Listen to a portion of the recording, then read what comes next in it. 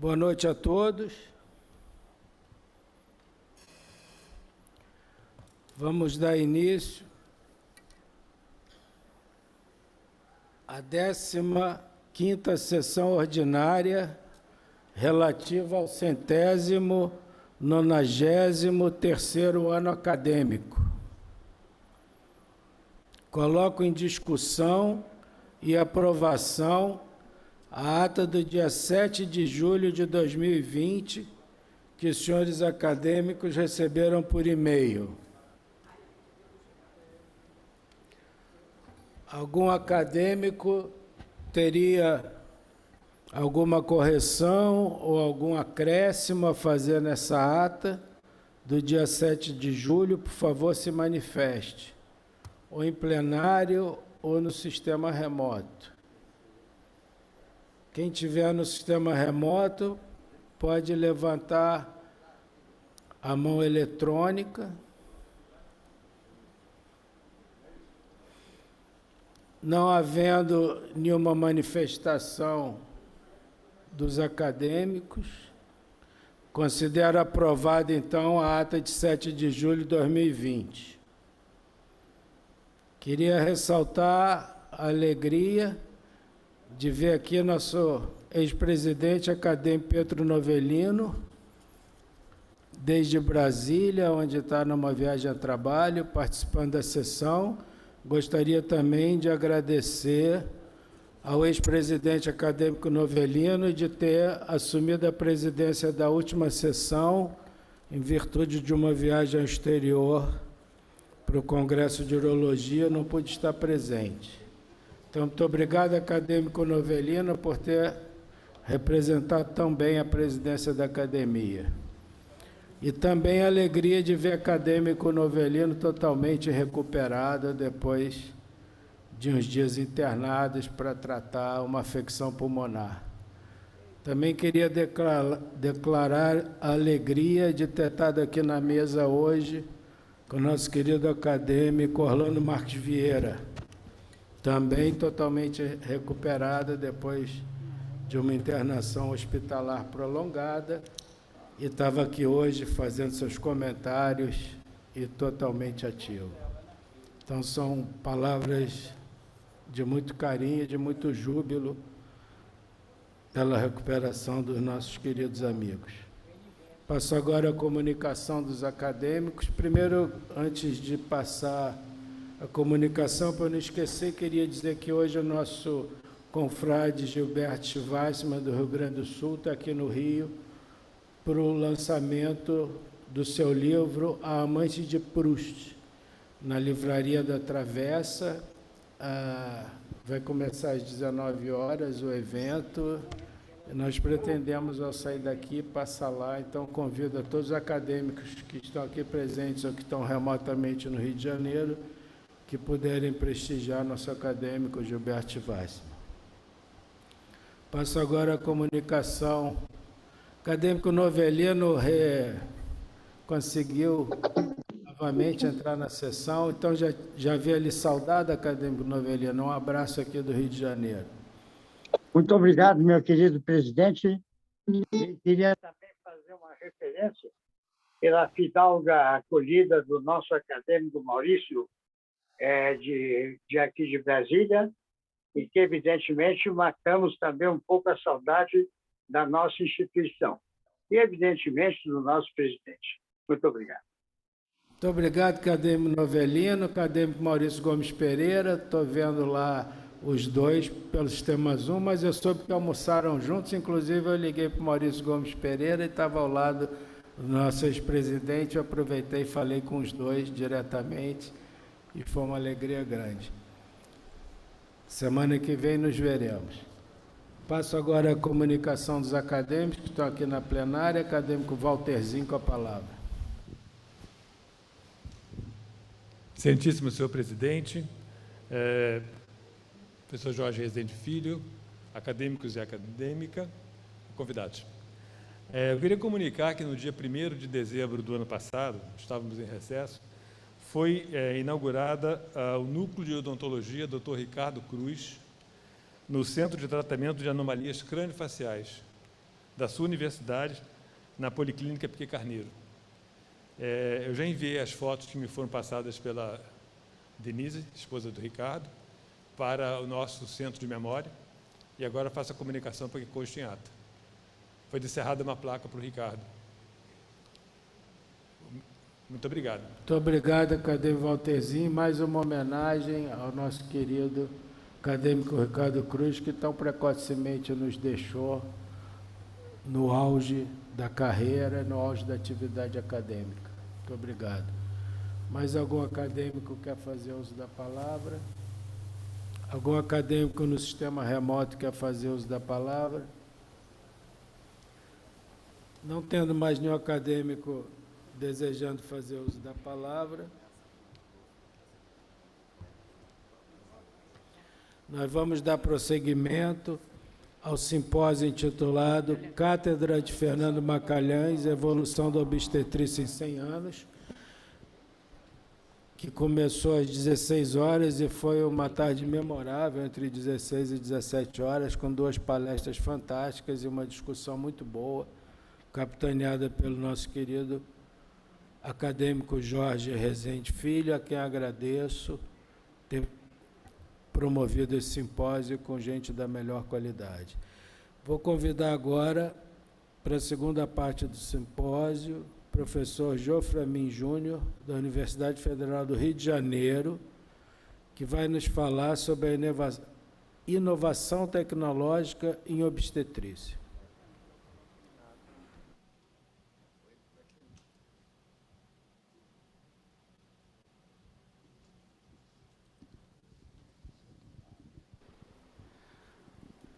Boa tarde a todos. Cumprimento o presidente, o acadêmico Francisco Sampaio, o professor Jorge Rezende, acadêmico Francisco Jorge Rezende, e agradeço aí o convite para a participação. É muita honra estar aqui, e todos os outros acadêmicos presentes também, claro, né? A inovação é um termo que está sendo muito utilizado hoje em dia, né? Inovar é você mudar para tentar melhorar o seu ambiente organizacional. Então, não é só a inovação tecnológica, né? Então, a inovação não é só uma coisa que seja muito cara ou que seja muito impactante. É você tentar melhorar o seu ambiente, pode ser coisas bastante simples. E o objetivo maior é justamente a melhora da eficiência e produtividade desses processos no seu ambiente de trabalho. Gerar valor para a atividade exercida. No nosso meio, a saúde é necessário se empenhar muito nessas funções. E hoje nós vemos até uma transformação dentro da própria formação do profissional, e a gente vê isso até dentro da academia mesmo, do estrito senso, né?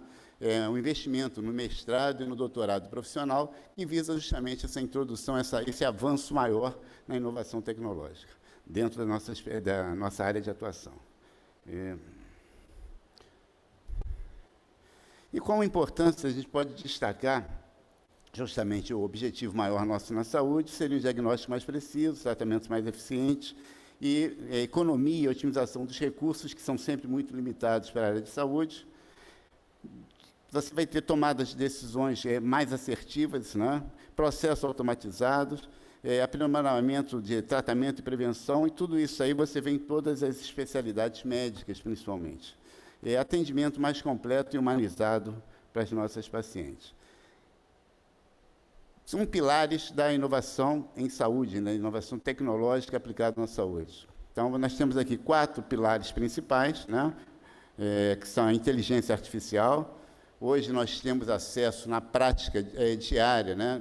A assistentes virtuais que marcam os seus exames, direcionam os seus exames, encaminham resultados, tomam dados precocemente. Isso aí tudo otimiza o tempo e baixa o custo no atendimento. Organiza fluxo do trabalho, cirurgias assistidas e gerenciamento de risco. Toda essa introdução é feita para a gente focar nessa inovação nossa na nossa especialidade, né? Na obstetrícia, principalmente. Teleconsulta, nós tivemos esse momento de pandemia e vimos um instrumento que já estava disponível há algum tempo e que nós tivemos uma proximidade maior, né?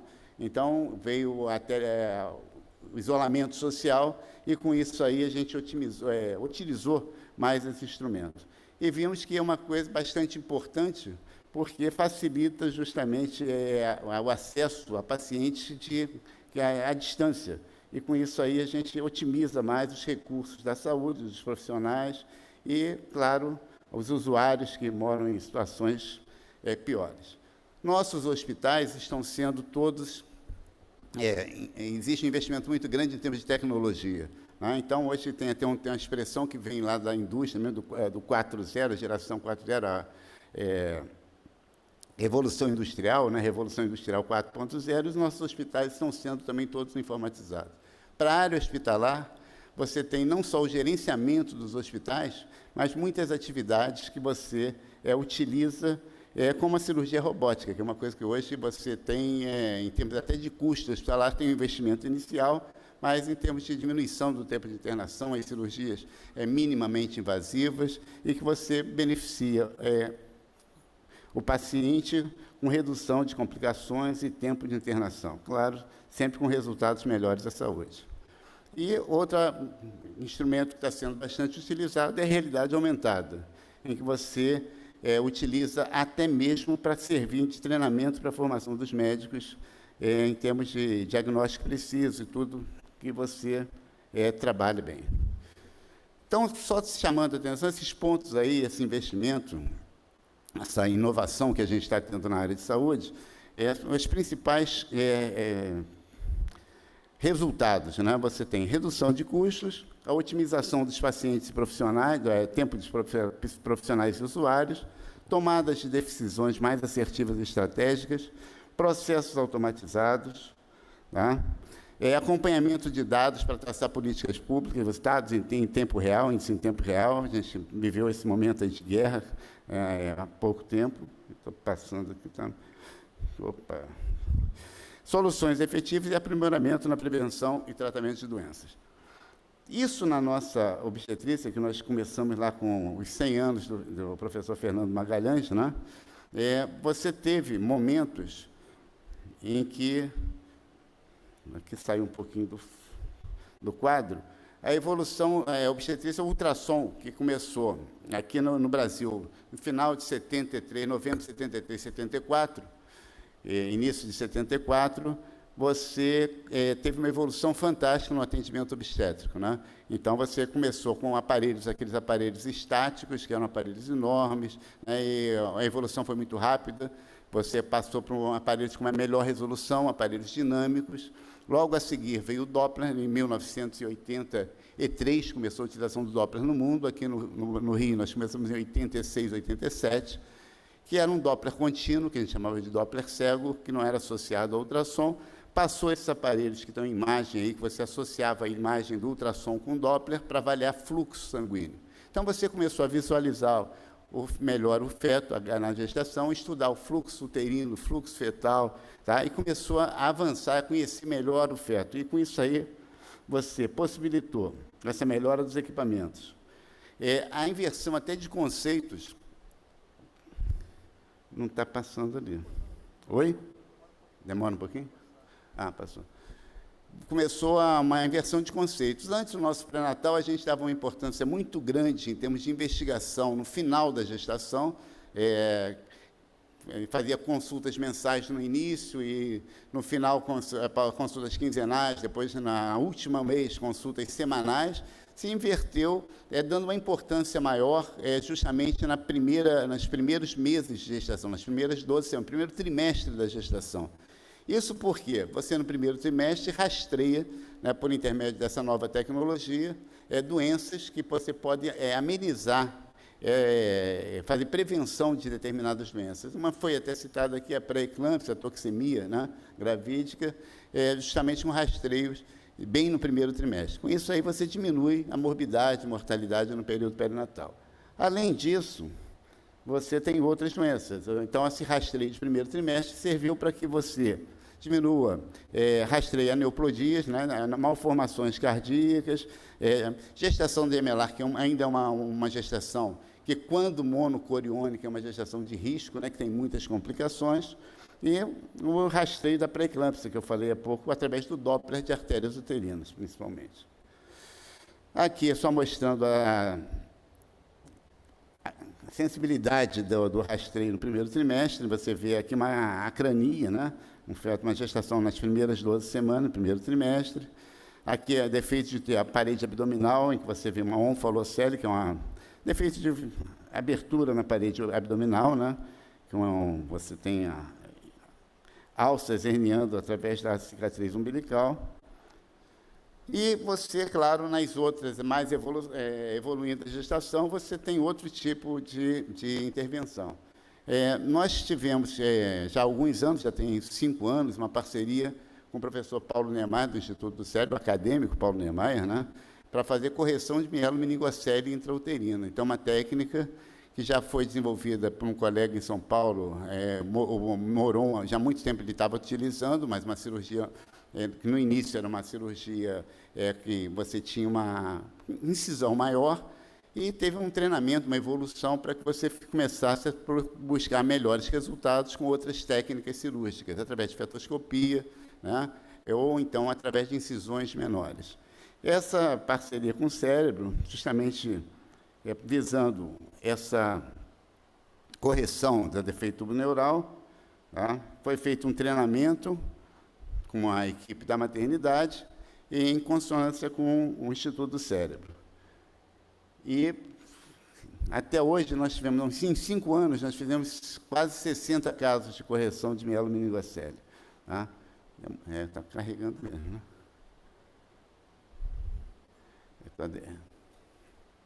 Está indo?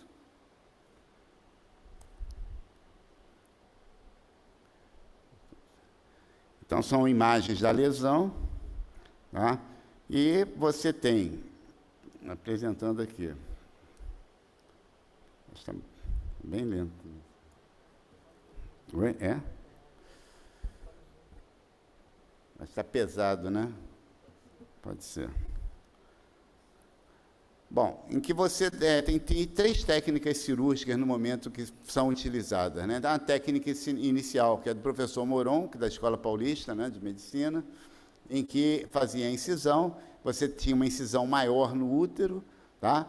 Uma segunda, que é uma colega paulista também, a Denise Pedreira, que também está desenvolvendo por fetoscopia, em que você faz uma incisão menor, e uma intermediária, que foi depois com incisão também, uma cirurgia a céu aberto também, abre, expõe o útero, agora está entrando, são as 3 clássicas. Cirurgia clássica a céu aberto, fetoscopia e a mini esterotomia. Quer dizer, você faz uma evolução que teve uma incisão um pouco menor, em que você expõe a lesão de coluna, faz a correção, retorna com o feto, faz a esterotomia novamente e você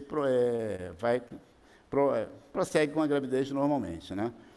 E hoje você tem resultados muito bons com essa mini esterotomia. A fetoscopia, quando você faz a correção, embora menos invasiva, você não tem uma correção definitiva, que é só feita uma cobertura, você não faz a correção definitiva, então o recém-nato tem que ser operado logo após o nascimento. E a esterotomia a céu aberto tem a desvantagem de você ter uma incisão maior, então, com isso, o risco de complicação sempre sempre maior. Aqui é uma equipe cirúrgica, claro que você tem obstetra para expor o útero para o neurocirurgião, tá? E localizar o feto, fazer manobras para botar a incisão próxima à área da esterotomia. É uma medida, essa aí é a prática que está sendo feita aqui no Instituto do Cérebro, com os obstetras da maternidade, que é o Dr. Jair e o Dr. Cristos, que estão entrando em campo cirúrgico. Uma mini incisão, tá? A exposição, isso você já fez manobras colocando a malformação, né? Para onde vai ser feita a incisão, faz a ressecção, faz a correção, aqui a correção, e sutura, ressutura, fecha,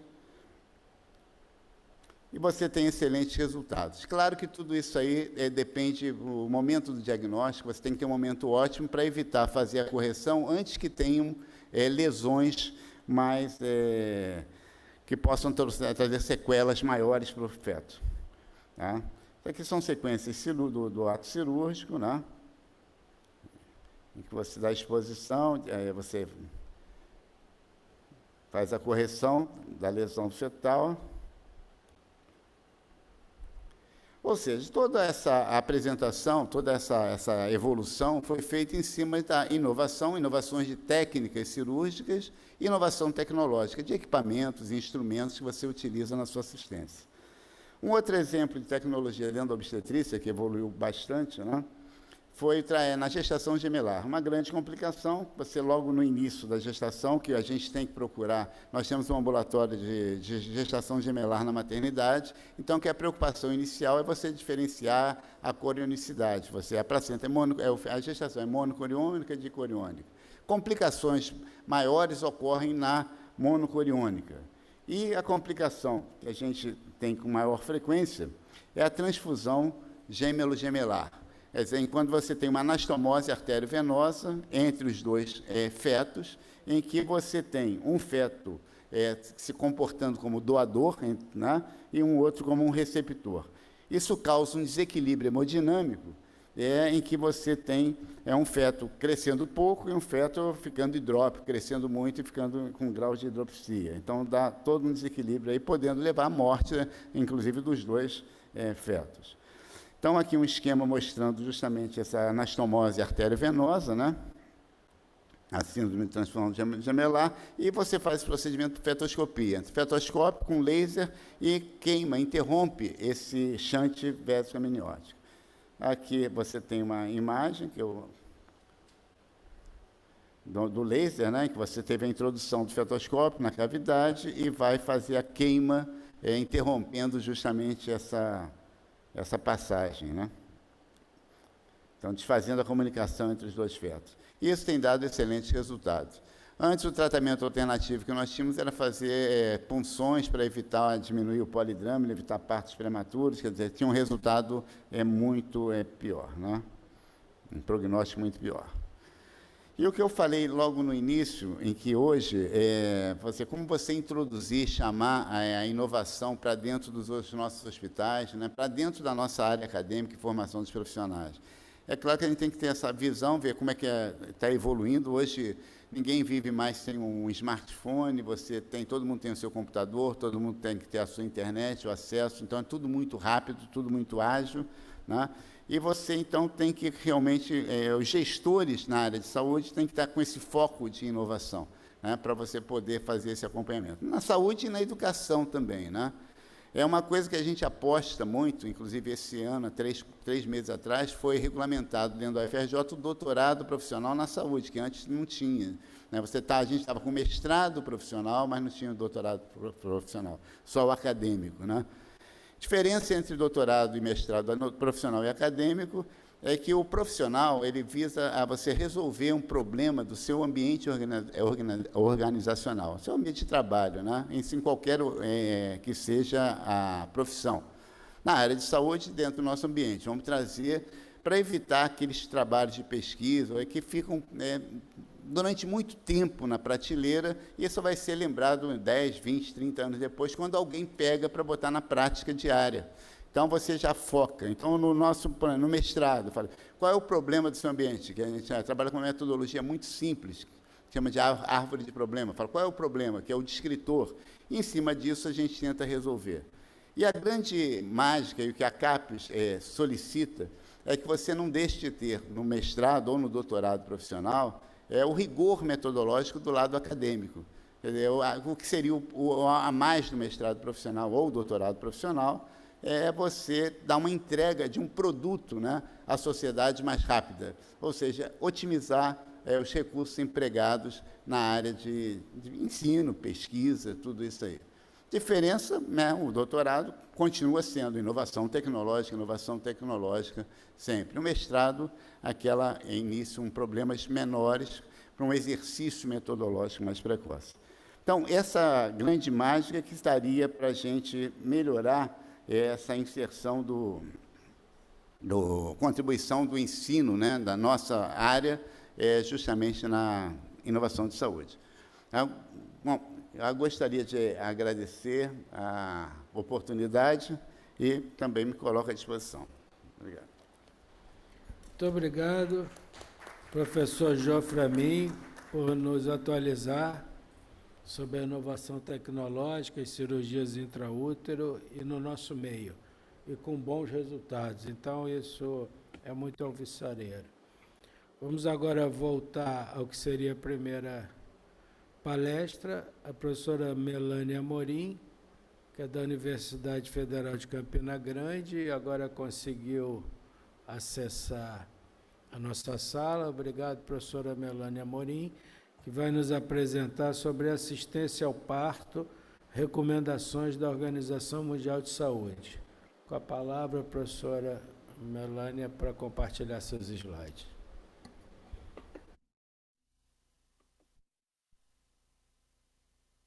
Boa noite, ilustríssimo presidente Francisco Sampaio, demais acadêmicos e convidados dessa sessão.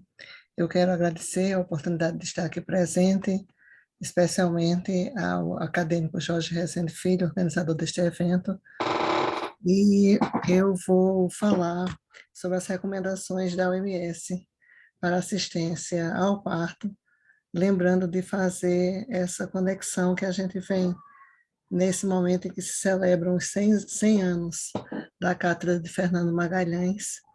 A gente vem nesse contínuo e que só foi possível chegar até aqui e só foi possível ver adiante, como já dizia Isaac Newton, porque nós nos posicionamos de pé em cima do ombro de gigantes.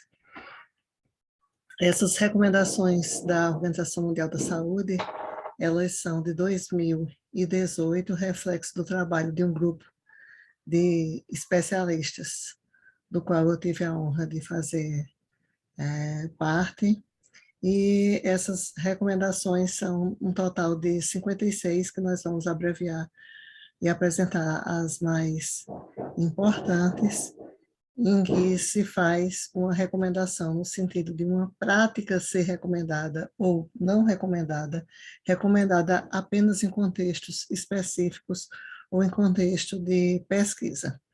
Então, inicialmente, um sumário das recomendações são cuidados de maternidade respeitosos, que é extremamente importante para manter a dignidade, privacidade e a confidencialidade. Comunicação efetiva entre os provedores de cuidado e as mulheres. Presença, vamos reforçar isso mais do que nunca. Um acompanhante de escolha é recomendado para todas as mulheres durante o trabalho de parto e o nascimento. Continuidade de cuidado por obstetrizes é uma recomendação, contexto específica, porque isso deve ser estimulado, recomendado nos locais em que há programas de midwives, de obstetrizes, funcionando adequadamente. Professora Melânia, desculpa. Seus slides, para nós, não estão passando. Não estão passando. Para a senhora também não está passando? Para mim está passando, mas talvez eu tenha que colocar no modo de... Eu prefiro que a senhora saia com os slides e volte para ver se volta ok. Não, eu já sei o que é que acontece. É porque em alguns programas tem que... deixa eu sair aqui. A senhora entra também no modo de leitura, que talvez... No modo de leitura passa, porque quando coloca no modo de apresentação, às vezes dá isso. Eu vou só testar aqui.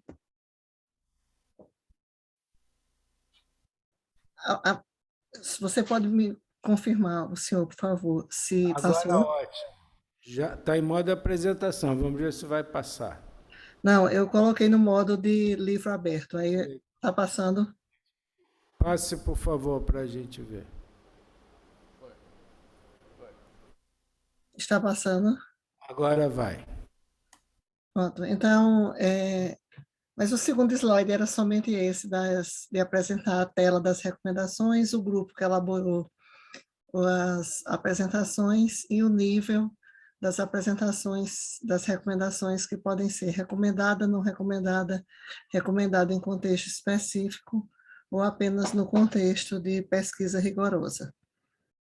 E uma revisão dos cuidados de maternidade respeitosos, comunicação efetiva, importância de um acompanhante de escolha, que é uma forte recomendação da Organização Mundial da Saúde, e os modelos de continuidade de cuidado com obstetrizes naqueles locais em que esse sistema, esses programas funcionam adequadamente. E agora mudaram as definições de fase latente e fase ativa. A fase latente vai desde o início das contrações dolorosas e das modificações cervicais até os 5 centímetros de dilatação. E a fase ativa começa nesse momento em que há contrações efetivas e uma dilatação a partir de 5 centímetros. Em relação à duração do primeiro estágio do parto, as mulheres devem ser informadas de que não há uma definição padrão estabelecida, isso varia muito, porém que é apenas uma observação. Essa duração da fase ativa habitualmente não se estende além de 12 horas nos primeiros trabalhos de parto e geralmente não se estende além de 10 horas nos partos subsequentes. Não se recomenda mais esse limite de 1 centímetro por hora na fase ativa, como era projetado pela linha de alerta do partograma. Isso é inacurado para definir mulheres de risco para desfechos ao nascimento adversos e, portanto, isso não é mais recomendado. Isso é irrealisticamente rápido demais para algumas mulheres e não é mais recomendado para identificação da progressão do parto normal. E também que não há necessidade de acelerar o trabalho de parto até que essa dilatação seja alcançada de 5 centímetros. Em relação à pelvimetria clínica, ela não é recomendada. Cardiotocografia de rotina não é recomendada nas gestantes saudáveis, nas parturientes de risco habitual, e há uma recomendação de se utilizar a ausculta intermitente com sonar Doppler ou com o estetoscópio de Pinar para avaliação do bem-estar fetal na admissão. Temos ainda algumas recomendações que são muito importantes, porque, infelizmente, elas ainda são feitas de rotina em alguns setores. Não é recomendado a tricotomia, a raspagem dos pelos. Não é recomendada a administração de enemas. A recomendação para o toque vaginal, para exame vaginal, é de intervalos a cada 4 horas durante a fase ativa, e aí nós temos várias recomendações específicas de evitar múltiplos toques por múltiplos provedores de cuidado ao mesmo tempo, especialmente em circunstâncias em que há aumento do risco de infecção, mas porque esse momento pode ser um momento de sofrimento para muitas mulheres e também faz parte daí a comunicação efetiva, em que deve se comunicar qual é o objetivo do toque e solicitar o consentimento para a sua realização. Sobre a cardiotocografia contínua, ela também não é recomendada durante o trabalho de parto para avaliação do bem-estar em gestantes saudáveis e, da mesma forma que na admissão, a ausculta intermitente ela deve ser realizada a intervalos com o sonar Doppler ou com o estetoscópio de Pinar. Vale lembrar que a OMS faz essas recomendações para todo o mundo e é por isso que ela ainda destaca que em alguns locais o estetoscópio de Pinar ele é mais acessível, mais factível, embora não seja mais realmente nossa prática de rotina aqui no Brasil. Em relação ao alívio da dor, a peridural ela é recomendada, dependendo das preferências das mulheres. Os opioides parenterais, aí citam-se alguns deles, são recomendados dependendo da preferência de cada parturiente. E os métodos não farmacológicos também são recomendados para quem solicita alívio da dor, dependendo das preferências individuais, como técnicas de relaxamento, técnicas de respiração, música, mindfulness e outras técnicas.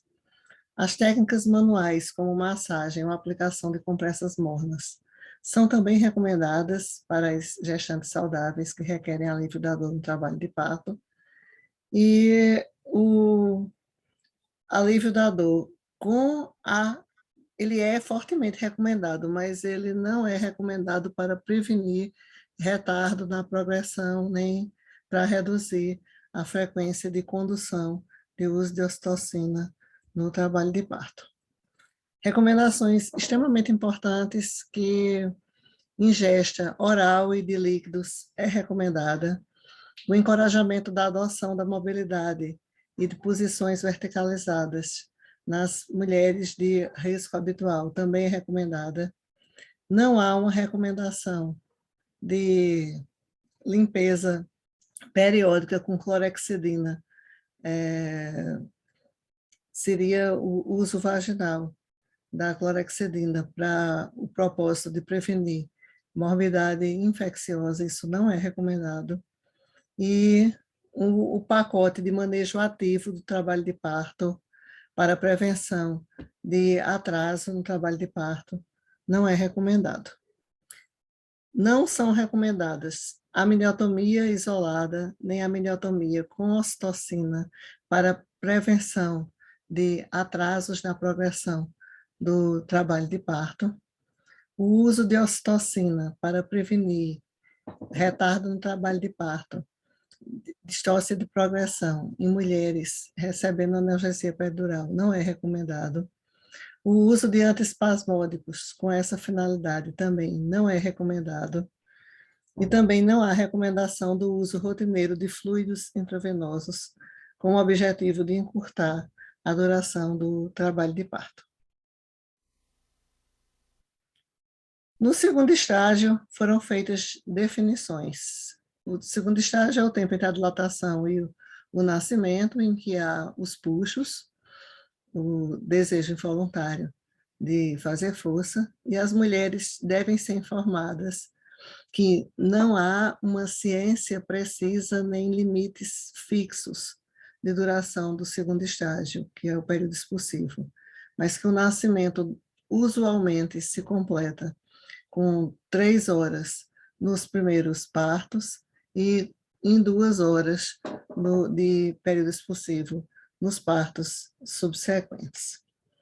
A escolha da posição, tanto em mulheres com como em mulheres sem analgesia, deve ser de sua livre escolha, da escolha individual, encorajando-se a adoção da posição em que a mulher se sinta mais confortável, incluindo as posições verticalizadas, e não há recomendação de uma técnica respiratória ou de puxos dirigidos, porque as mulheres, no período expulsivo do segundo estágio do trabalho de parto, devem ser encorajadas a seguir a sua própria urgência de fazer força. Esse método de puxo também é recomendado, o puxo espontâneo, nas mulheres com analgesia, sob analgesia peridural.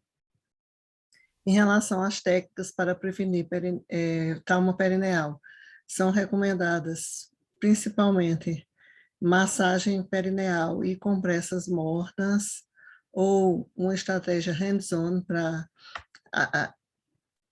proteger o períneo, de acordo com as preferências da parturiente e as opções disponíveis. Não há recomendação do uso rotineiro ou liberal da episiotomia para mulheres que se submetem ao parto vaginal espontâneo. Cada uma dessas recomendações habitualmente tem um contexto enorme com as evidências que levaram e grade para cada recomendação, e aqui uma das observações é que a OMS opta por não recomendar o uso rotineiro ou liberal de episiotomia, em vez de fazer uma recomendação defendendo episiotomia seletiva. Também se reconhece que não há evidência corroborando qualquer indicação de episiotomia nos cuidados de rotina e que mais estudos são necessários para definir se existe alguma indicação real de episiotomia. Com respeito à pressão fúndica, ela não é recomendada essa pressão manual com a suposta finalidade de facilitar o parto. Não é recomendada, aliás, nem pela OMS, nem pelas nossas diretrizes de parto normal. E com relação ao terceiro estágio do parto, há uma recomendação de uterotônicos, a ocitocina é a droga preconizada, e outras combinações devem ser utilizadas apenas nos locais em que não há disponibilidade de ocitocina. É fortemente recomendado o clampeamento tardio do cordão umbilical, nunca antes que 1 minuto, o que não quer dizer que deve ser com 1 minuto, a partir de 1 minuto e não antes, para melhora tanto dos desfechos maternos como dos desfechos neonatais, desfechos para a criança e desfechos nutricionais. A tração controlada de cordão é uma recomendação condicional em que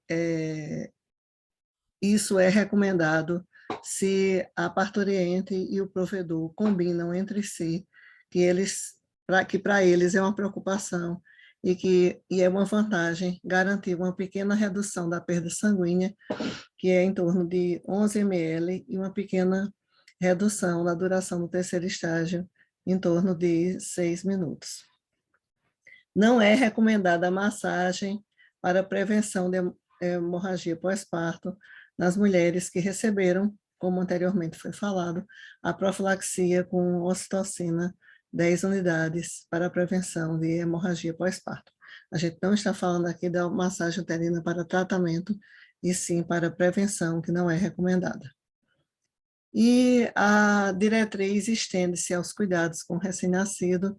Não é recomendável a sucção nasal ou oral, a aspiração nasal ou oral. Deve ser estimulado o contato precoce, pele a pele, a amamentação na sala de parto, o contato do recém-nascido com o tórax tão logo seja possível, e assim que mãe e bebê estejam prontos, isso deve ser estimulado em toda a primeira hora de vida. É recomendada a profilaxia da doença hemorrágica do recém-nascido com vitamina K, 1 miligrama por via IM após o nascimento, e postergar os procedimentos com os recém-nascidos e atrasar, se possível, de acordo com as preferências culturais de cada região, o banho por pelo menos 24 horas. Eu não quis me estender porque são muitas as recomendações e tentando cumprir o horário. A OMS faz essas recomendações no sentido de que a experiência de parto seja positiva para cada mulher, não somente para as princesas. Aqui está a Kate Middleton, que teve 3 partos normais na Inglaterra, mas que o parto seja uma experiência positiva, uma experiência espiritual transformadora para todas as mulheres. E lembrando que todas essas recomendações, elas estão sumariadas em nosso capítulo de assistência ao parto, baseada em evidências do Tratado de Obstetrícia de Resende, prestes a vir à luz em sua 14ª edição. Muito obrigada pela atenção. Muito obrigado, professora Melânia Amorim, pela excelente apresentação. Agora nós vamos convidar a professora Roseli Nomura, que está aqui presente conosco, professora da Universidade Federal de São Paulo e da USP, vai nos falar sobre uso ético e profissional das mídias digitais.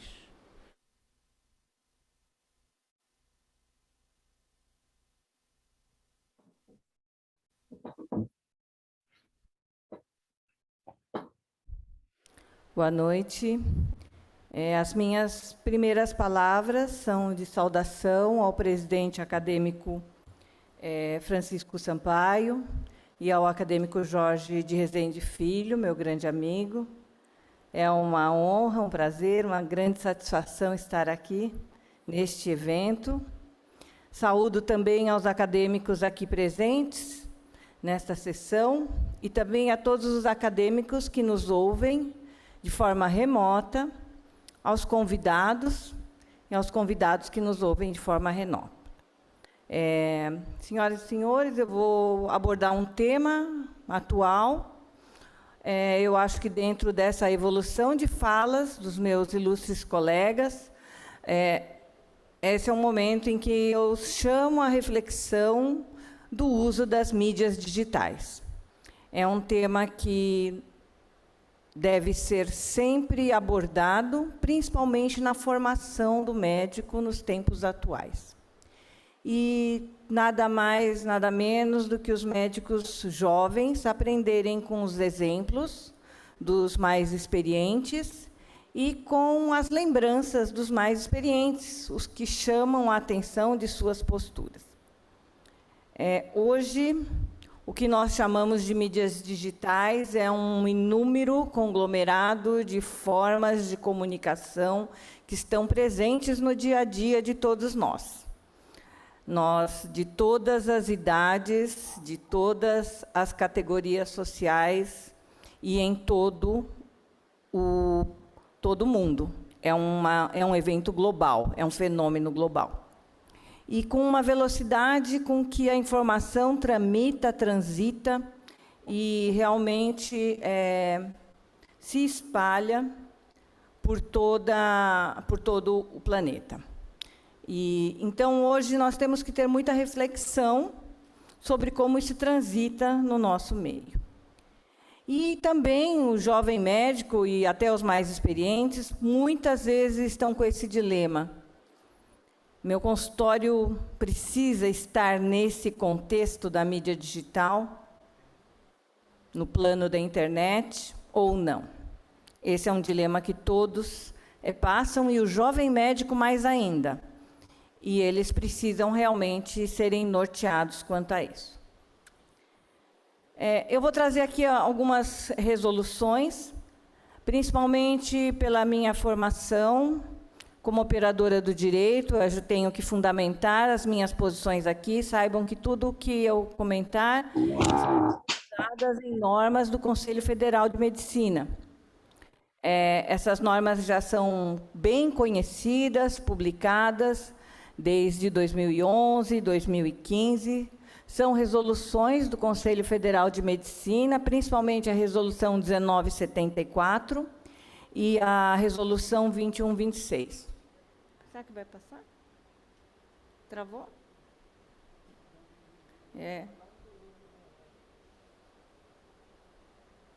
Parece que travou. Será que eu vou para frente aqui?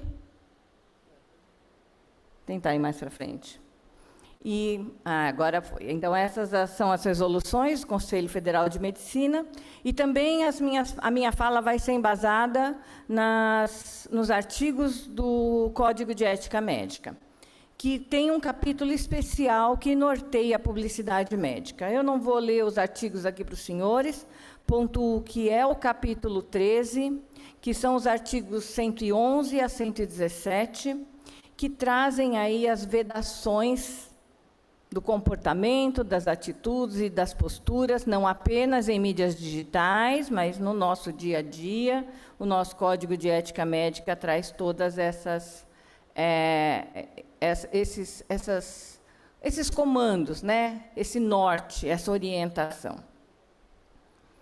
E eu vou pontuar um pouco mais especificamente a resolução do CFM 1974/2011, que primeiro, nesse artigo 13, me diz o que são mídias digitais para efeitos dessa resolução. Então, é o que eu já comentei: sites, blogs, Facebook, Twitter, YouTube, WhatsApp, similares, porque hoje nós temos o TikTok, temos uma série de outras coisas que eu nem eu mesma sei, porque não tem velocidade para acompanhar todas essas mídias. Os jovens, ao contrário, conseguem, né? Saiu um novo aplicativo, eles sabem como trabalhar com isso.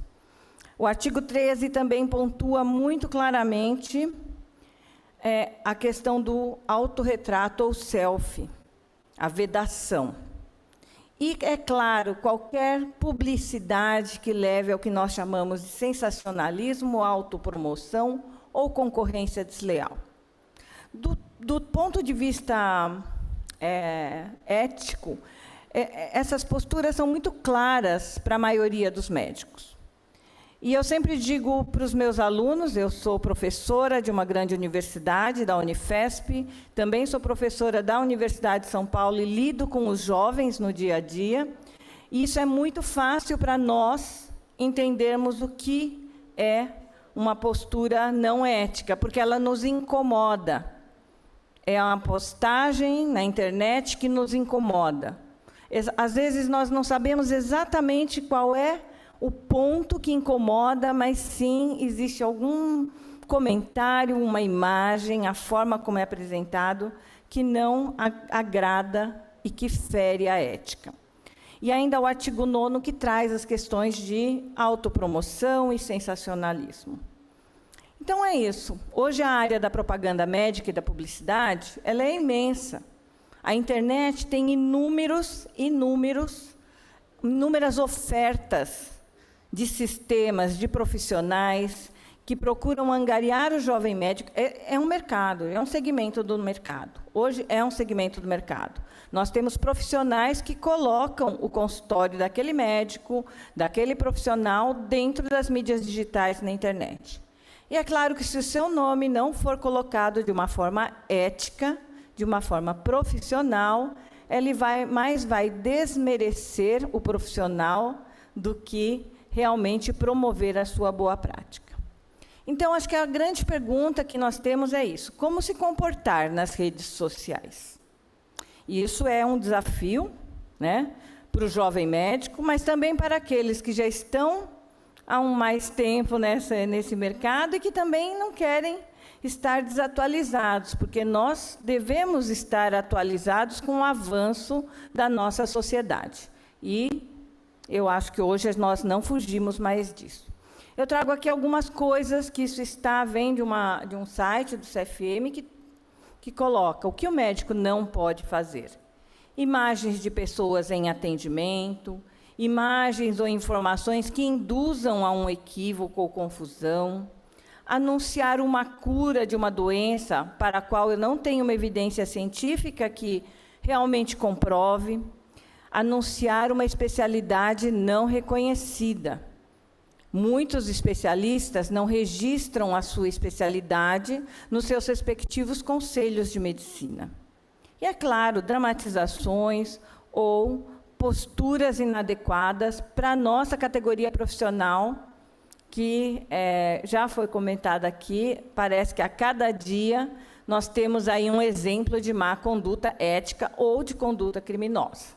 E que nós, como profissionais de uma categoria tão especial, merecemos o devido respeito e a devida posição na sociedade.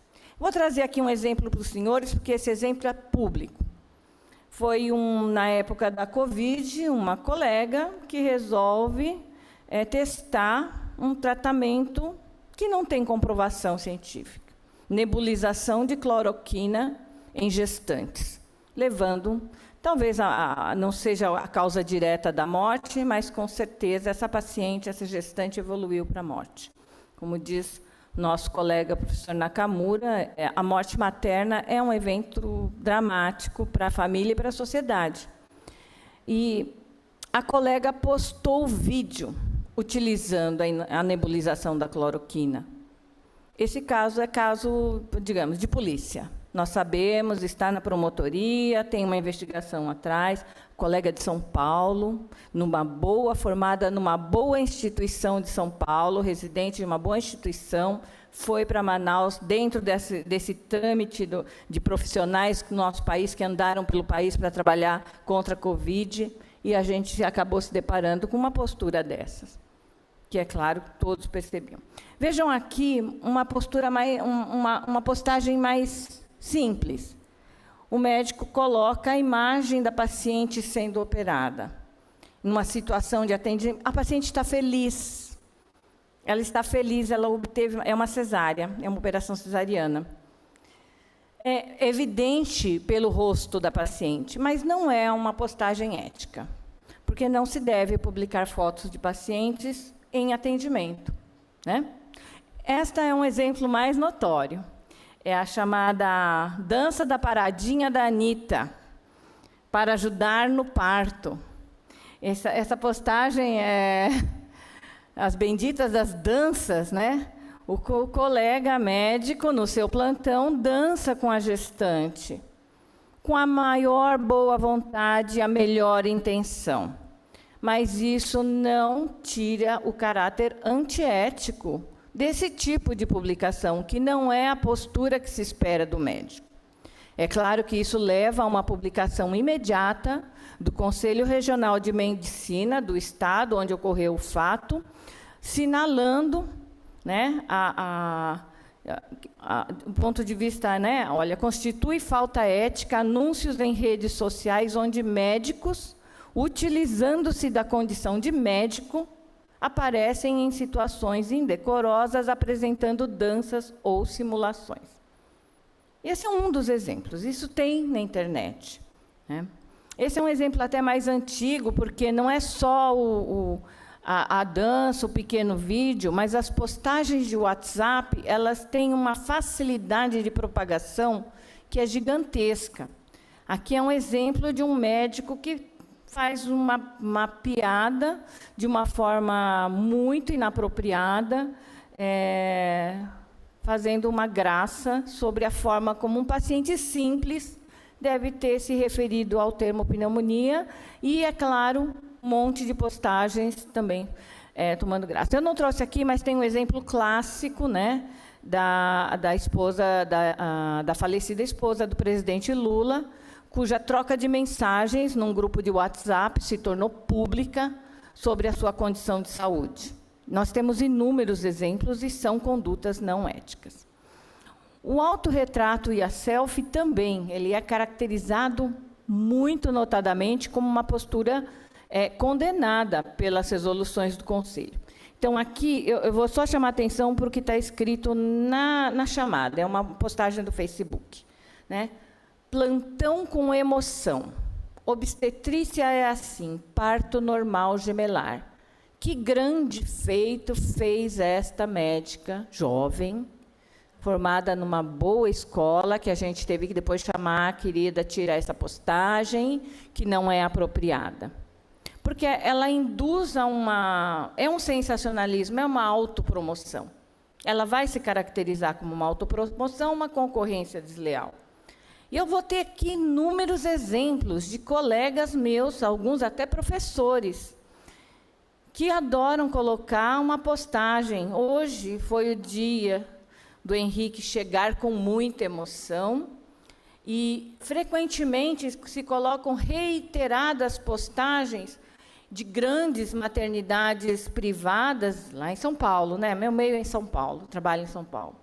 Meus colegas são de São Paulo. Cuja mensagem eu diria que é assim: olha, eu tenho uma clientela de alto padrão, eu só faço partos aqui neste grande hospital, eu sou muito bom. É essa mensagem que eu leio. Pode ser que ele esteja querendo comemorar o nascimento de uma criança, um parto bem-sucedido, mas, para mim, é uma forma de uma propaganda que não é apropriada para o médico. E é claro que isso tem consequências, né? Mesmo que a paciente expressamente autorize. Principalmente porque é exposta a imagem da criança. E a criança, ela é protegida pela nossa sociedade no Estatuto da Criança e do Adolescente. Ela é protegida não é só pelos pais, por toda a sociedade. A exposição da imagem da criança, ela é extremamente condenável. Então, esse tipo de postagem é muito reiterada, né? Aqui eu vou chamar a atenção para esse outro site que chama Doctoralia.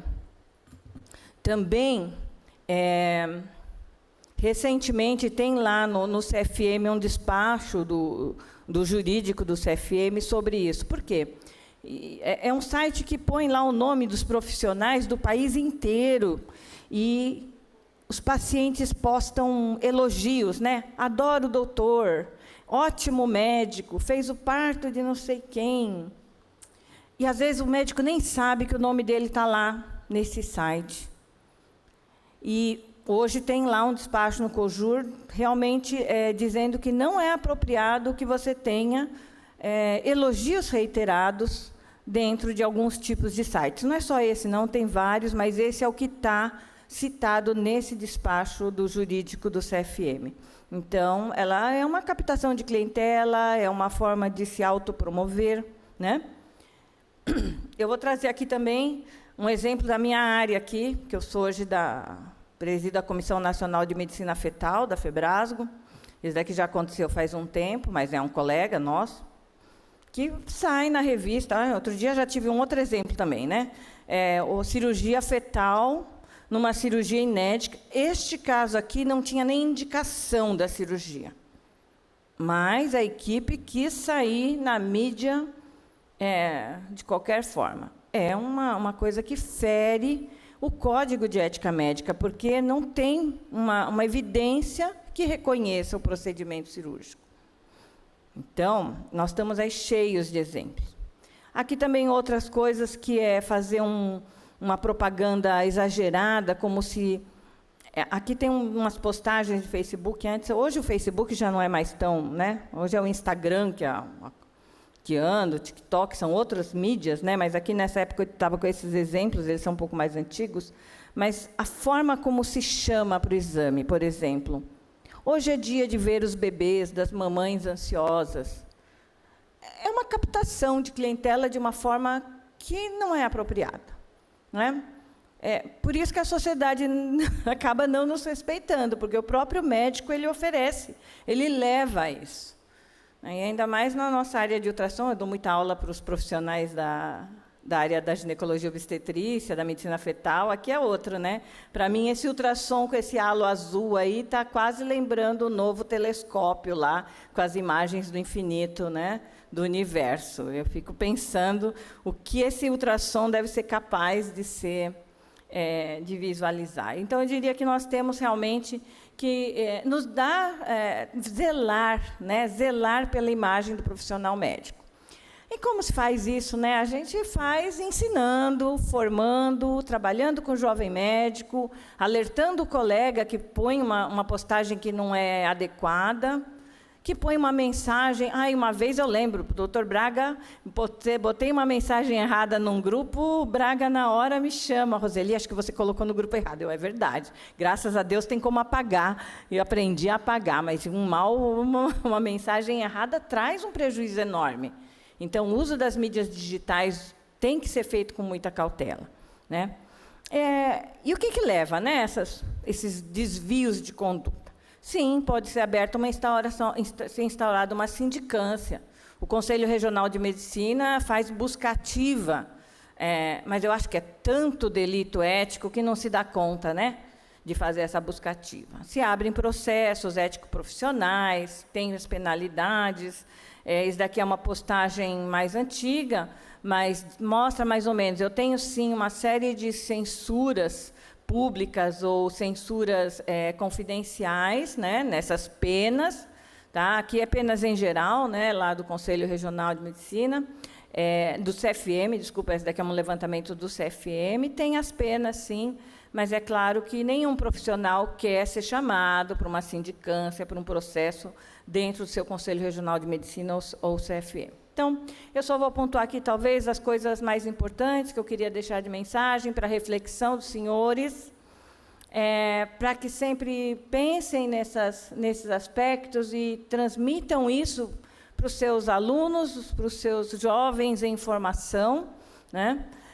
Principalmente, nunca divulgar imagens de pessoas em atendimentos, ou mesmo com resultados de tratamento, imagens ou informações que induzam a erro ou a confusão, não anunciar uma cura de uma moléstia que não tenha tratamento ainda evidenciado, e não preciso nem dizer inúmeros exemplos para isso, e, é claro, não anunciar uma especialidade não reconhecida e não registrada no Conselho Regional de Medicina.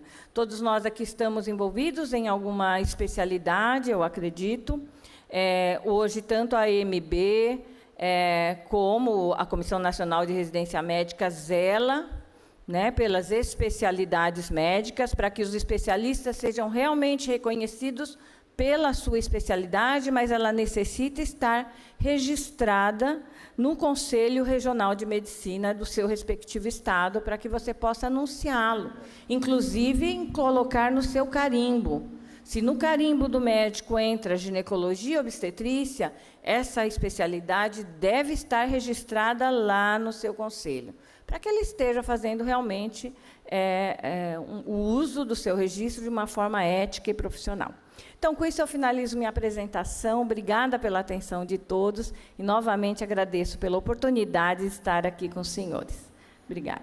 Obrigado, professora Roselina Moura, pela excelente apresentação e pela foto da nossa Escola Paulista de Medicina, ali com seu clássico prédiozinho, que tanta saudade deixa. Convido agora, estimado acadêmico, querido amigo Jorge Rezende Filho, que vai fazer sua apresentação sobre um breve histórico da Cátedra de Obstetrícia da Faculdade de Medicina do Rio de Janeiro. Por favor, professor Jorge Rezende, com a palavra.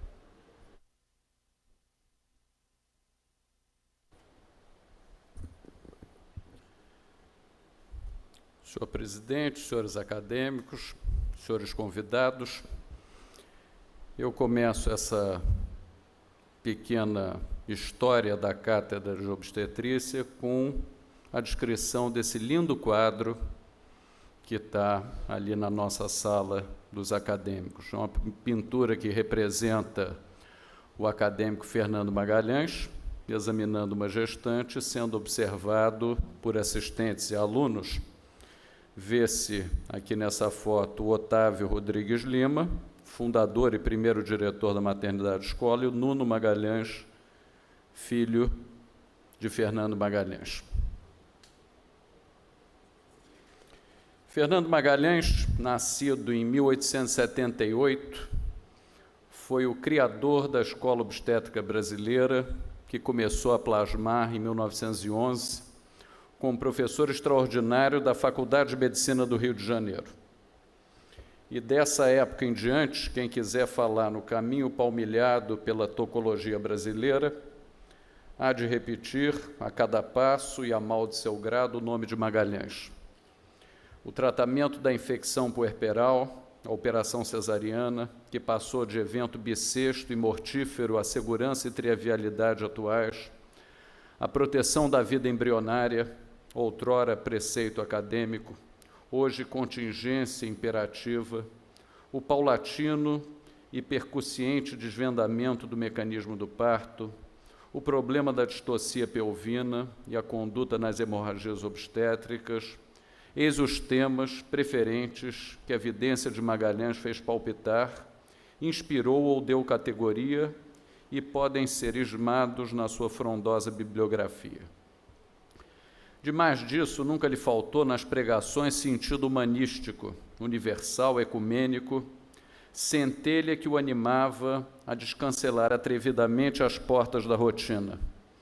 Uma clara inteligência, o extraordinário poder verbal de orador nato, cultivado, e o destemor com que aceitava ou procurava polêmicas, ajudaram-no a pelejar de lança no riste contra a ignorância e a estupidez de intuitos impenetráveis. A obstetrícia no Brasil será dividida pelo historiador do futuro em dois períodos, antes ou depois de Fernando Magalhães. Sucedeu-lhe na cátedra Otávio Rodrigues Lima, que na maternidade Escola de Laranjeiras ensinou por quase um quartel de século.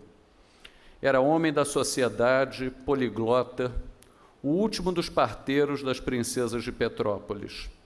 Era conhecido como didata inexcedível, onde ao toque mágico de sua exposição, os temas mais complexos se amenizavam.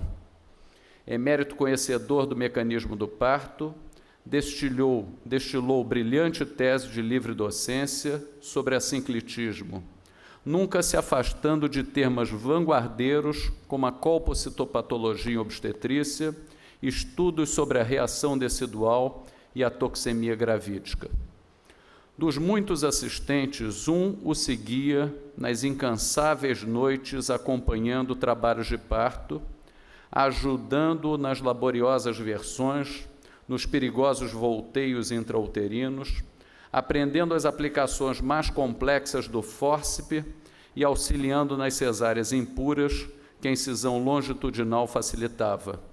Esse jovem auxiliar era Jorge Rezende.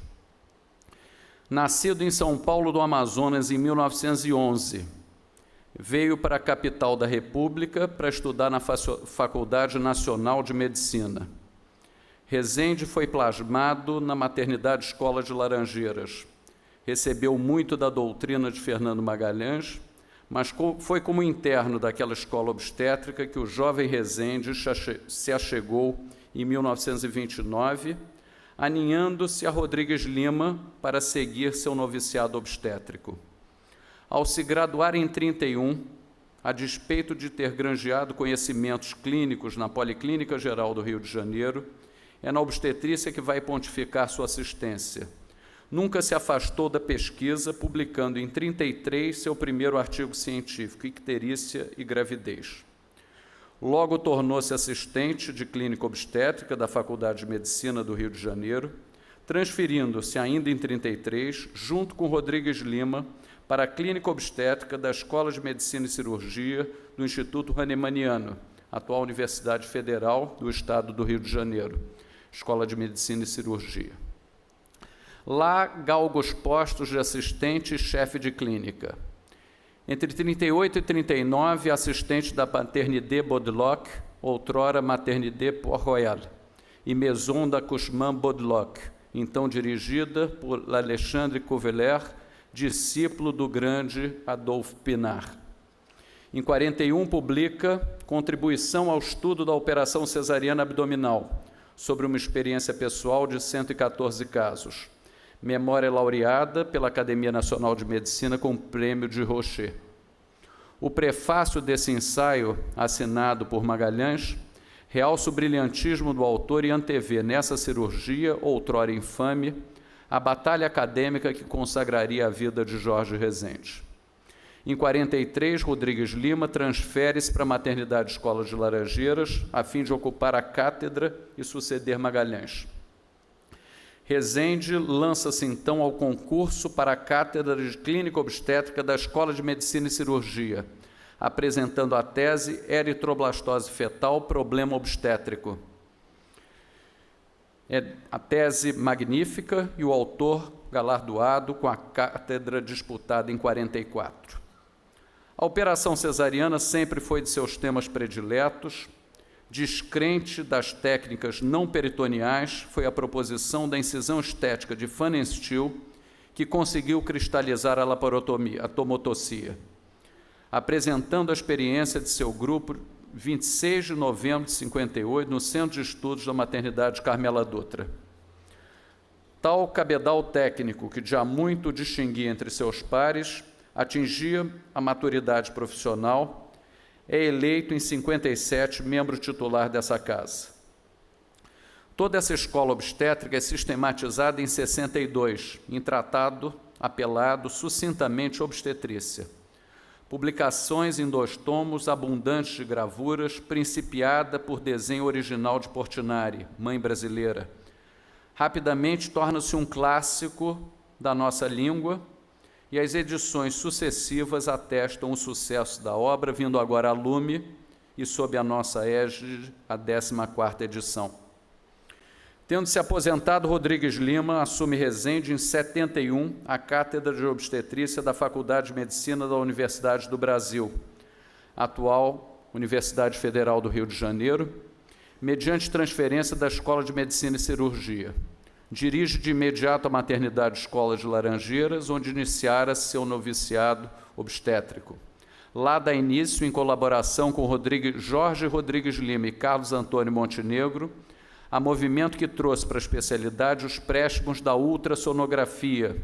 Em 1973, difundiu os conhecimentos da dinâmica uterina, por influência de Caldeiro Bárcia, da Escola Obstétrica de Montevidéu, Uruguai, propagou as técnicas da cardiotocografia e avaliação da vitabilidade fetal com dosagem de estriol e microanálise do sangue fetal. Ao se aposentar em 81, longe de gozar descanso merecido, continua a fomentar os avanços de obstetrícia moderna na maternidade da Santa Casa da Misericórdia do Rio de Janeiro. Dos seus sucessores, merece cita e, por sem dúvida, a figura apostolar de Carlos Antônio Barbosa Montenegro. Nascido em Copacabana em 1941, aluno da Faculdade Nacional de Medicina da Universidade do Brasil, inicia o seu pontificado obstétrico em 64, quando começa a dar plantão ainda quartanista na Maternidade Escola de Laranjeiras. Apaixonado pela arte dos partos, vê-se interno daquele serviço em 66, ligando-se em definitivo àquela casa de partos. Já interessado por medicina fetal, tema que pautaria toda a sua trajetória professoral, faz docência em obstetrícia pela Faculdade de Medicina da Universidade do Rio de Janeiro, UFRJ, com a tese do diagnóstico intraparto das circulares de cordão em 70. Foi logo elevado a chefe de clínica da maternidade escola em 75. Já em 71, participara ativamente do primeiro curso de pós-graduação em obstetrícia do Brasil, introduzindo em 73 o primeiro aparelho de ultrassonografia no Rio de Janeiro e o segundo do Brasil, trazido de São Francisco na vinda de um congresso em Osaka, no Japão. Com a aposentadoria compulsória de Resende, Montenegro assume interinamente a cátedra, nomeado diretor da maternidade escola em 81. E, após disputado concurso, sagra-se vencedor da cátedra de obstetrícia da UFRJ, defendendo a tese sobre cardiotocografia anteparto em 83. Como titular de obstetrícia, dá enorme projeção à pós-graduação naquela instituição, numerosas e valiosas as teses ali desenvolvidas. Dos temas preferentes, saliento a biópsia de vilo corial, a cordocentese, com a possibilidade de transfusão intravascular fetal na doença hemolítica, a cardiocomputadorizada, a Doppler velocimetria uterina e fetal. A toxemia foi estudada a exação, moléstia das mais herméticas na tocologia, com repercussões clínicas das mais nefastas. Quando Resende passou a ocupar a posição de emérito dessa casa, quis ser sucedido por Montenegro, tal qual na cátedra, e em 1985, com a tese Perfil Biofísico Fetal, Montenegro alcança o pináculo da medicina. Ainda atuou no magistério, mesmo após a sua aposentadoria na UFRJ, vinculado à 33ª Enfermaria da Santa Casa, último pouso do professor Resende, e continuou atuante em seus projetos didático-pedagógicos. Faleceu de inopino em 2018, deixou uma pleiade de assistentes órfãos. Resende pai, ao referir que a obstetrícia do futuro seria dividida antes e depois de Magalhães, vaticinou em preceito lapidar áureo, sem malogro de outros, atesto que a medicina fetal no futuro será dividida no Brasil em antes e depois de Montenegro.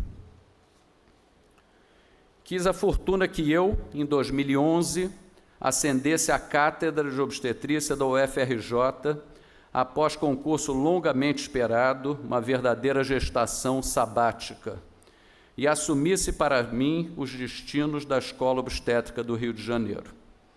Minha missão mais augusta será, e por sem dúvida, a de manter essa obra monumental, continuando o legado de Resende pai. Em 2018, assumi a direção da maternidade escola da UFRJ, e nesse templo obstétrico que viu plasmar a operação cesariana, foi nascedouro da medicina fetal e hoje representa importante centro difusor de boas práticas obstétricas. Muito da obstetrícia brasileira foi ali forjada. mas não será frouxa a evocação que farei ao tomar do bem-dizer de Magalhães, que dessa casa irradiou seu apostolado, para recitá-las as palavras finais dedicadas à Faculdade de Medicina, em prova do muito que lhe devo pela honra de me haver eleito um de seus mestres, quando já me bastava o orgulho de ter sido um dos seus discípulos. Muito obrigado. Muito obrigado, acadêmico Jorge Rezende Filho, por essa excelente resenha da Cátedra de Fernando Magalhães, e que hoje temos esse querido colega ocupando essa posição. Temos tempo para discussão, abro a palavra à bancada acadêmica. Se tiver algum acadêmico remotamente que queira falar. Acadêmico Pietro Novellino, ex-presidente Novellino, com a palavra. Tem que abrir o microfone, acadêmico Novellino.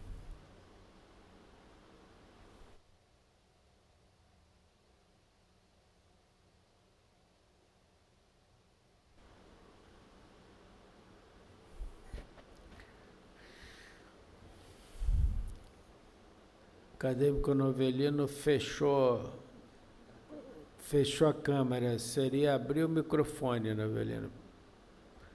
Veja se a Maria Rita está aí perto.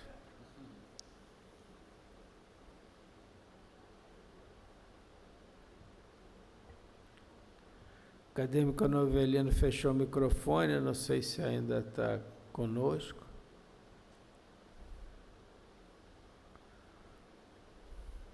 Se tiver alguém querendo fazer uso da palavra, algum acadêmico, pode se manifestar agora.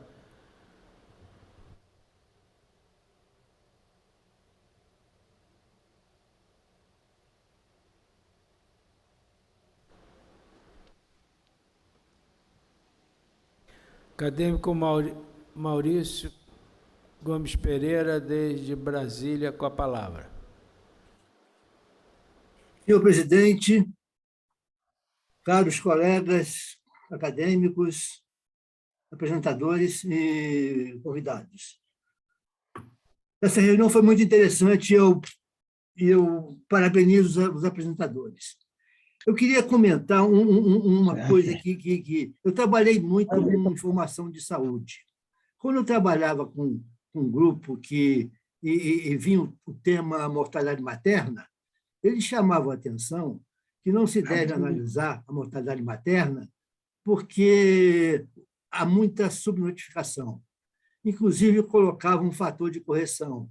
O número, se for 10, você coloca um fator de correção 2 ou 3, mostrando que a subnotificação era quase a metade ou 2/3 do que existente. Então, quando se estuda uma série histórica, e nós tivemos um grupo na Organização Mundial de Saúde, e na Pan-Americana de Saúde, e que entravam 40 instituições brasileiras para fazendo a RIPSA, a Rede de Informação de Saúde no Brasil. E eu fui um consultor dessa rede. E lá diziam o seguinte, o IBGE foi muito atuante nisso, é que alguns estados têm um dado próximo da realidade. E o IBGE identificava. Por quê? Porque o IBGE fazia recenseamentos e as PNADs. Então, nas PNADs, ele calculava a fecundidade e calculava a mortalidade materna em função disso aí. Então, uns 4, ou 5, ou 6, ou 7 estados brasileiros tinham uma mortalidade próxima daquela que era esperada pelo recenseamento. E essa rede, há uns 8, 10 anos atrás, ela deixou de ser financiada pelo Ministério da Saúde e ela acabou. E aí, quer dizer, esse trabalho todo de aperfeiçoamento da nossa estatística foi um pouco, eu não sei como é que está, e eu não sei como é que está a qualidade da maternidade, para a gente fazer uma apreciação como se faz. Né? Eu queria dizer outra coisa, é que eu sou professor de medicina, e os alunos aqui de Brasília, eu acompanhei durante muito tempo. Teve um aluno das primeiras turmas que se aposentou e foi para o interior, um estado do Nordeste.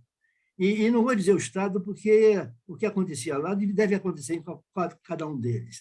Ele me disse o seguinte: eu fui lá trabalhar como clínico, ele era clínico em Brasília, e mostrou umas dificuldades para mim. Eu perguntei para ele quais eram os principais problemas de saúde que ele encontrava naquele interior. Ele falou: são 2 problemas principais. E eu estou vindo aqui para Brasília para me atualizar neles. O primeiro é doença dermatológica. E o segundo é que toda adolescente, quando chega na adolescência, toda moça que chega lá, tem criança. Praticamente não tem exceção. E a mortalidade materna, na realidade, é um U. Onde é mais alto é no início da vida e no final da vida. Isso é que eu queria deixar para reflexão. Aí tem um ponto pequeno. Foi apresentado uma série de recomendações e depois eu comecei a entender uma recomendação. É uma coisa simples. Nessa recomendação 47, tem 2 negações. Quando você usa 2 negações, você não sabe se está fazendo positivo ou negativo. Tem not performed e depois not recommended. Você não sabe se recomenda ou deixa de recomendar. Pelo menos eu li 3 ou 4 vezes e não entendi se era para recomendar ou não. Muito obrigado, presidente. Obrigado, meu querido Maurício Gomes Pereira. Presidente, Abraço, amigo. Agora nós temos de volta, felizmente, o nosso querido Pietro Novelino, presidente, com a palavra. excelentíssimo senhor presidente Francisco Sampaio, senhores acadêmicos, senhoras acadêmicas, senhoras e senhores convidados, em nome do acadêmico Jorge Rezende Filho, eu saúdo a todos os conferencistas e parabenizo pelo brilhantismo das apresentações. Senhor presidente, na ótica de Hitler, a saudade é o único paraíso do qual nós não podemos ser removidos. E falando em maternidade escola, eu me lembro minha época de estudante, quando participei, fiz concurso para ingressar na maternidade escola, e lá, evidentemente, tive mestres dos melhores na época. E por que eu me interessei tanto? Porque, além de adquirir conhecimentos obstétricos, né, eu também ambicionava, porque todo o interno, que era presidente da Associação Acadêmica da Maternidade Escola, participava da banca examinadoras para admitir novos acadêmicos. E Vossa Excelência sabe que a minha vaidade ela pode ter sido, mas já passou. E eu não podia deixar de me recordar que a maternidade escola é uma instituição. Na época, era Rodrigues Lima, e, posteriormente, então, Jorge Rezende, como foi dito nessa brilhante apresentação de Jorge Rezende Filho.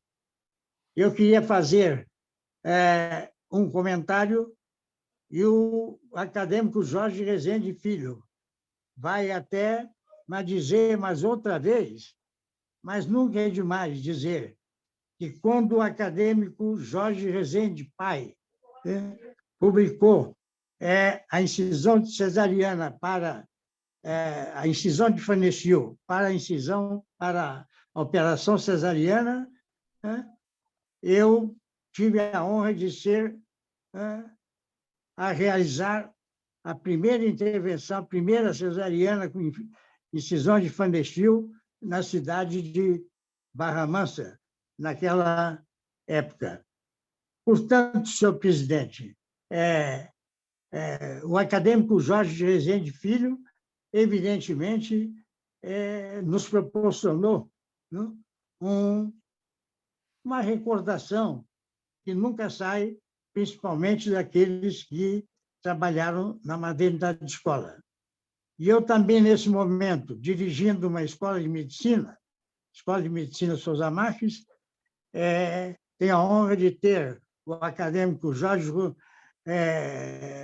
o acadêmico Jorge Rezende Filho como um dos professores e também o nosso querido Montenegro, professor daquela entidade e que nos deixou. Senhor presidente, me desculpa um pouco me alongar, mas, evidentemente, o que está no coração, entende? Nunca pode sair dele. E eu também queria repisar quando o palestrante, professor Joffre, falou sobre o mestrado e o doutorado profissional. Aqui, apenas para registrar mais uma vez, senhor presidente, o primeiro mestrado profissional em cirurgia do Brasil foi organizado pelo acadêmico Rossano Fiorelli, junto conosco, e que Vossa Excelência representava, naquela época, a CAPES, e veio para avaliar se deveríamos fazer ou não. E Vossa Excelência deu, assim, uma abertura para que outras entidades, inclusive o doutorado profissional, como foi aqui citado. Senhor presidente, me desculpa, viu? Eu tenho me alongado, viu? Mas nunca é demais falar quando, evidentemente, está no nosso espírito. Muito obrigado.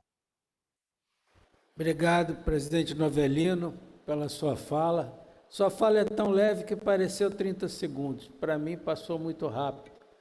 Principalmente porque eu fui citado, realmente, o primeiro mestrado profissional em cirurgia do país, fui eu que autorizei, da Unirio. Eu era contra mestrado profissional em cirurgia, porque eu achava que, por causa da residência, não tinha sentido ter mestrado profissional. Depois vi que estava enganado e hoje o mestrado profissional tem mostrado ser extremamente útil, especialmente para aqueles que não fazem carreira acadêmica.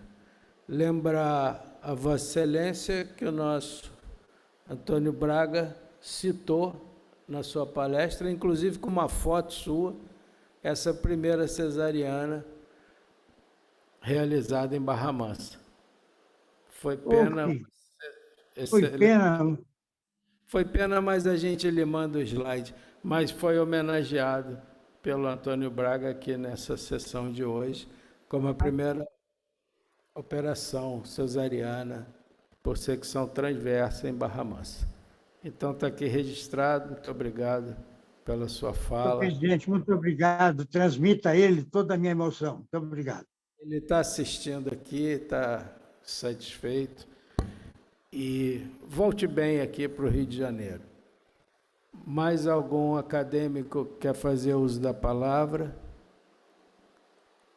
Acadêmico Jorge Rezende Filho, gostaria de falar algumas palavras finais. Quero dizer que considerei essa tarde memorável, desde as 16 horas, foi extremamente proveitosa, foram palestras extremamente profundas e acho que todos apreciaram muito. As discussões foram ótimas e agora o nosso Jorge Rezende Filho pode falar suas palavras. Senhor presidente, senhores acadêmicos, eu fiquei muito feliz com as apresentações e muito grato, como eu disse no início, desses companheiros terem aceito o meu convite para darem sequência ao nosso tratado de obstetrícia, que hoje está na sua 14ª edição. É uma grande responsabilidade, um livro que é adotado Brasil afora e tem essa característica de abrangência quase continental, eu ouso dizer sem falsa modéstia, porque acaba sendo o livro que norteia as práticas da nossa especialidade. E sem a ajuda de todos que participaram dessa sessão especificamente, isso não seria possível. Em relação à sequência das apresentações de hoje, Melânia falou sobre as recomendações da OMS. E é curioso ver como, na medicina, as práticas vão e voltam. Eu pus no prefácio do nosso livro, que por enquanto está mantido em segredo até para os meus co-editores, mas a epígrafe diz: eu me dou ao direito de me desdizer, porque as coisas realmente, as opiniões mudam, isso não é questão de modismo, mas percebe-se que tal prática era boa e deixa de ser, e hoje eu percebo assistência ao parto com uma intervenção mínima. Poucas são as intervenções honestadas pela OMS no que diz respeito à assistência ao parto. Quando, na edição anterior, nós decidíamos quem ia participar do livro, eu tive a fortuna de convidar a professora Melânia, que escreveu esse capítulo. Ela é uma pesquisadora e uma professora muito ativa em preconizar realmente a medicina baseada em evidência. E essa medicina baseada em evidência, ela realmente tirou muita coisa de intervenção desnecessária no que diz respeito à assistência ao parto.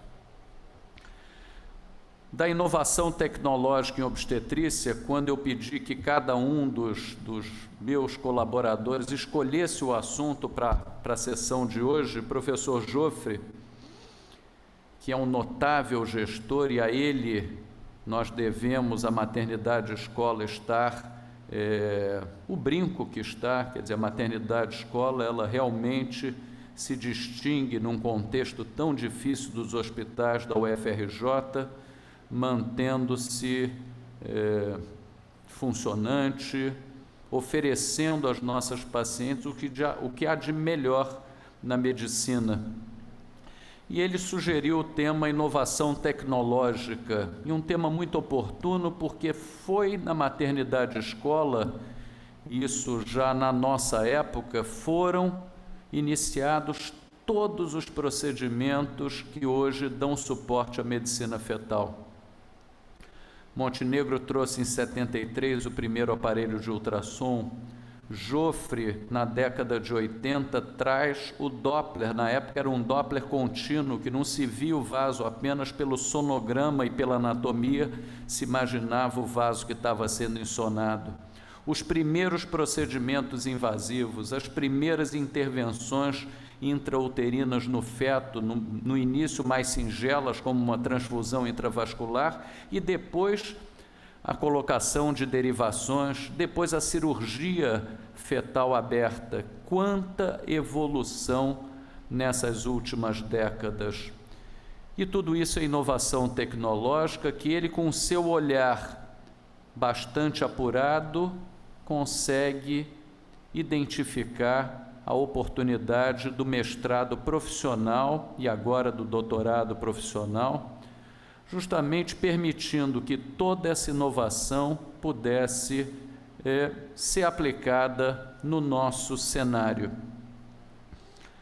A Roseli, professora Roseli Nomura, que conheci no final da década de 90, em 2002 fizemos uma livre docência na USP, minha colega de livre docência, e lá se vão 20 anos. Roseli tornou-se uma grande amiga por quem eu tenho profunda admiração. Professora da USP e da Unifesp, é também advogada. Atua fortemente na vida associativa e na nossa FEBRASGO, a federação que reúne todas as sociedades regionais de ginecologia e obstetrícia. Ela tem uma atuação realmente muito importante, estando à frente há alguns anos do título de especialista, que é o TEGO, e da Comissão de Medicina Fetal. Agradeço a Roseli por ter vindo de São Paulo especialmente para conhecer a nossa casa, a nossa Academia Nacional de Medicina.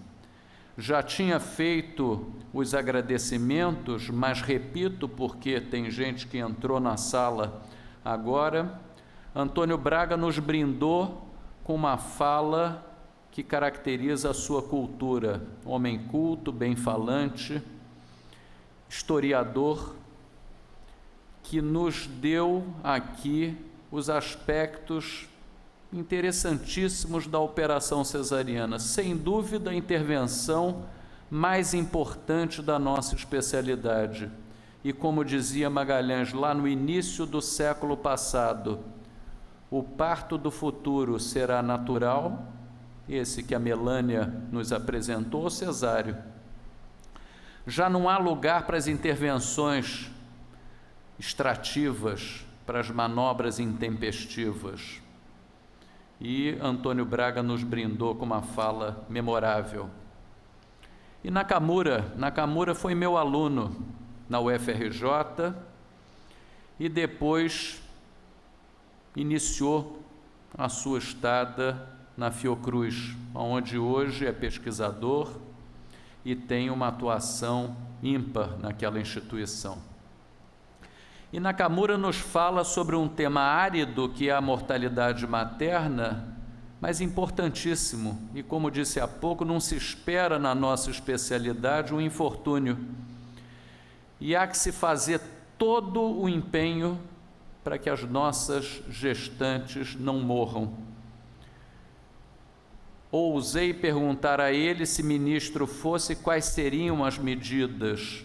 E repito aqui o pedido que fiz ao presidente, que não deixemos de nos fazer manifestar na importância que tem a descriminalização do aborto, porque ainda é uma das principais causas de morte materna. Gostaria então, senhor presidente, de agradecer a oportunidade que nos foi concedida de, nessa tarde, que me trouxe grande alegria, comemorarmos os 100 anos da Cátedra de Fernando Magalhães. Muito obrigado. Muito obrigado, acadêmico Jorge Rezende. Muito obrigado pelo empenho de ter organizado esse excelente simpósio, rememorar figuras ilustres da obstetrícia brasileira e carioca, inclusive nosso querido Jorge Rezende Pai, que eu tive ainda a honra e a sorte de conviver por quase 9 anos aqui nessa casa. Então, agradeço aos nossos palestrantes que vieram nos brindar com a sua cultura, professora que veio de Unifesp, nossa querida ex-EPM, né, que de boas recordações que eu tenho de lá. Muito obrigado por ter vindo ao Rio de Janeiro. Muito obrigado aos acadêmicos que vieram nos prestigiar pessoalmente. Obrigado à nossa assistência remota, obrigado à nossa assistência aqui presencial. Declaro a sessão encerrada.